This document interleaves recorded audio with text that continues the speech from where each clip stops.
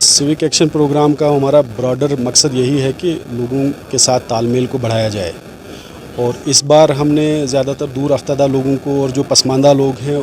उन इलाका जात को हमने इसलिए चुना ताकि यहाँ पे गुर्बत भी है और ये एफर्ट नहीं कर पाते हैं ये चीज़ें, तो इसलिए हमने ऐसे इलाकों को चुना है। और यहाँ के गरीब लोगों को, गरीब बच्चों को, जो इकोनॉमिकली वीकर सेक्शंस हैं इसमें,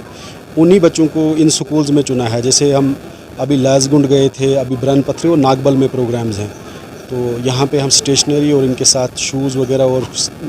बाकी आर्टिकल्स हम इनको प्रोवाइड कर रहे हैं। ये वाला जो प्रोग्राम है सिविक एक्शन प्रोग्राम, ये J&K पुलिस जो है कंटिन्यू करती आ रही है और इसमें डायनेमिज़म हम लाते हैं, इसमें फ्लेक्सिबिलिटी रखी है, काफ़ी नई एक्टिविटीज़ को शामिल और करेंगे हम आगे आने वाले टाइम में, ताकि लोगों के साथ हमारा इश्तराक बढ़ जाए और लोगों को हम कंस्ट्रक्टिव एक्टिविटीज़ की तरफ